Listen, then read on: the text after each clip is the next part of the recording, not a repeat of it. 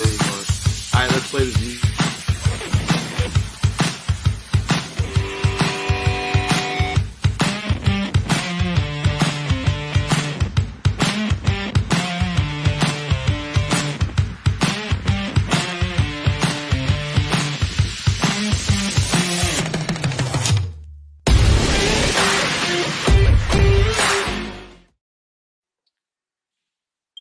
Good afternoon, everyone.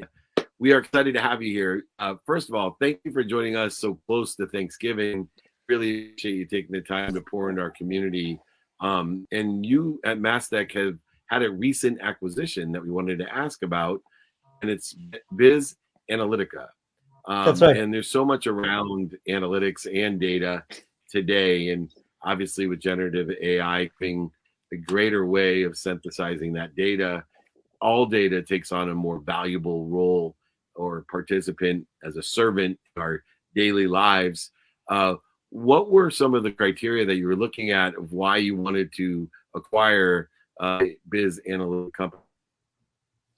No, sure, David, and you, I think, set a good foundation for the question. Mastek has always been about creating, building, running new solutions and systems that power critical infrastructure, critical supply chains, transforming business models. And so as you look at, the data continuum, as I like to call it, right, because it's really starting from the data foundation, moving to the cloud, modernizing your data landscape, all the way to enabling analytics and generative AI, like you said, we started seeing as we were engaging more with our clients that this is the one piece that they continue to see a massive need going 3 years, 5 years down the road, right? And then what happened in the last 6 to 12 months with generative AI.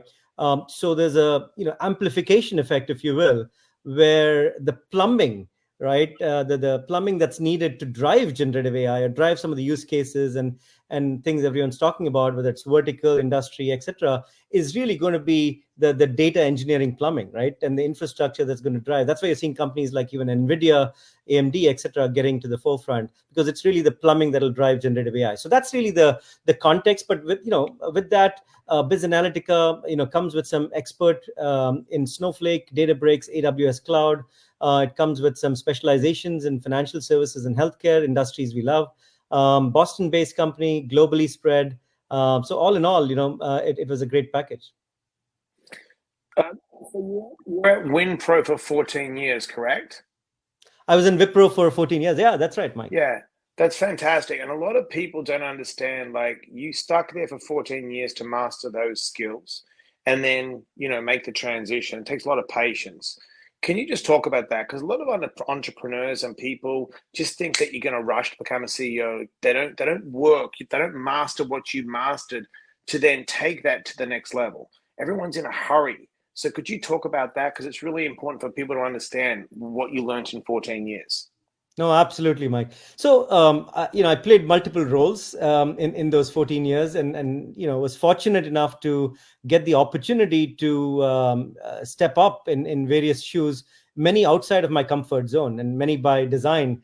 Picking up those challenges, right from geography, leading certain geographies like Americas, to global roles where I handled businesses like consumer, retail, healthcare.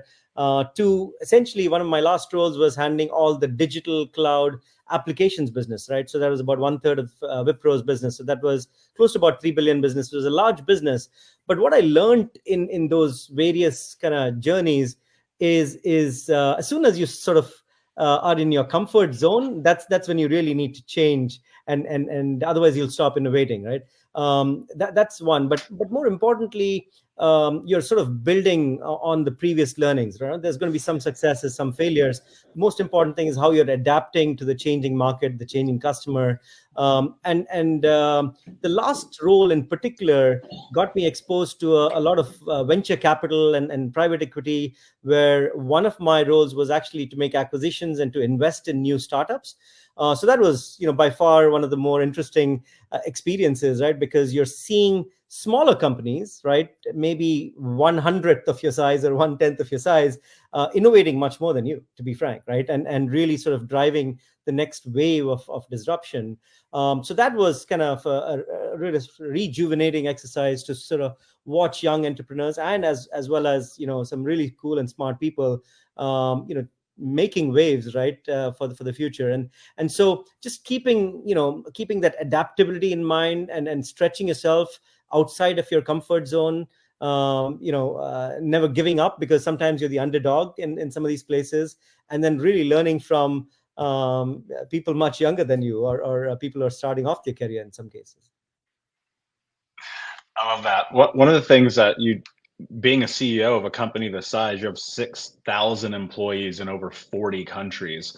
Being the CEO means obviously you oversee all of those things, but how do you lead the people directly under you to give them the tools to lead 6,000 in a time where most people are terrified of losing their job to AI? And it's like, well, I don't think that's true being in this AI tech world that you. So how do you give people the tools who are directly under you to empower their teams to lead that many people? Because that's an unbelievable number. Yeah, no, that's an really important point, right? Because in the end, in a business like ours, right? I mean, we talk about obviously solutions, we talk about tools, but it's in the end, it's the people, right? It's the people that make it happen. It's the people in front of the customer. It's the people who are doing the job day in and day out. So we talk about at Mastek, we talk about this culture called Mastek 4.0, right? And what that is really about autonomy and empowerment at the heart of it, but it is also about taking accountability, right? So empowerment comes with accountability. So that sort of combination mantra, if you will, is really the underlying theme. But what we did about 18 months or so back is, if you look at Mastek's logo and our tagline, you'll see three words. You'll see trust, value, and velocity, right? And we really sort of thought about this very deeply. Spoke to our partners, spoke to our customers, spoke to our employees. We call them Mastekeers, and really sort of in essence, these three words is think of it as ways of working or operating model for us, right? It not just applies to the teams or my direct leadership; it applies to all stakeholders, and that's kind of the underlying basis for making decisions.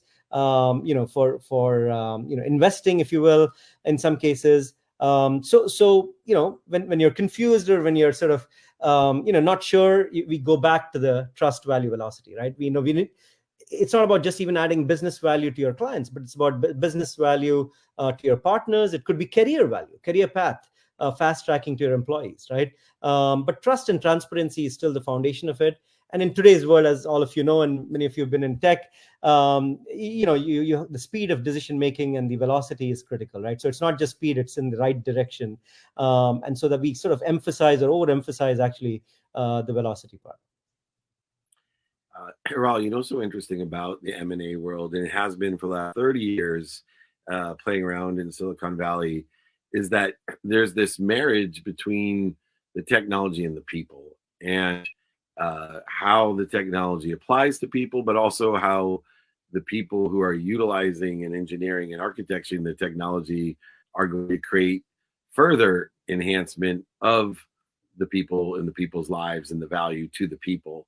And what I think about this acquisition that you've made, it's really people-centric, and the capabilities that allow you, to bolster, of course, your global data services and the capabilities of generative AI, but it really grants you a lot of access to a talented pool of data architects and scientists that can enhance your overall business. And when you have a multi-billion-dollar business with 6,000 employees serving so many clients, it's always, to me, comes back to the people. As you have now tried to transition in this acquisition, what's the biggest challenge to aggregate the people together and the cultures together? Yeah, no, and this is a kind of pet peeve, if you will, or kind of close topic to my heart. Not just with the recent acquisition, because I've been involved in a few other acquisitions in my previous life, and it finally did boil down to the people, the culture, the integrating some of the best of breed, if you will, right? So I'll give you an example of one of the other acquisitions that we made last year, actually, within my same role in Mastek. It was actually a Phoenix kind of Chandler based company in Arizona, again globally spread, and they had an interesting and a very simple philosophy of 3 C's, right? It was a culture of service, and the 3 C's are clients, colleagues are like your employees, and communities, right? Communities, because you're doing more than just serving your customers, you're serving your communities, right? So something so sort of simple but so deep, right? We wanted to take something like that and really kind of integrate that within our broader global culture, right? Because it makes sense that it applies to everything that we do. So those are some examples, right, of how you kind of take what's worked for others, and then in some cases morph that right into a broader theme or culture. And sometimes it's those little things, right, which sometimes become irritants and kind of impact the employee experience, if you will. So it's everything from the spectrum of strategic direction and vision and investments, all the way to smaller things about and a lot of them again boil down, David, like you said, to people. It's so wonderful. It does boil down to people, but it also, when people can articulate things in a simple way, it shows me a good awareness and understanding of what they're articulating. And sometimes it's those simple things like, hey, let's all make a lot of money, help a lot of people, and have a lot of fun, that really resonate. And it's amazing how many years of dummy tax I had to pay to come up with a simple mission of creating abundance in that manner. You're doing the same thing at Mastek, been a great leader for decades, and now leading a ship, a huge glacial-sized ship at Mastek, in acquiring those people and technologies necessary to providing value around the world. Please come back and join us. Thank you so much for squeezing us in before Thanksgiving. We look forward to having you come back. Thanks, Hiral, for joining us. I appreciate it, David. Happy Thanksgiving to everyone, and we'll look forward to seeing you next time. Thank you. Absolutely. Much gratitude. Thank you.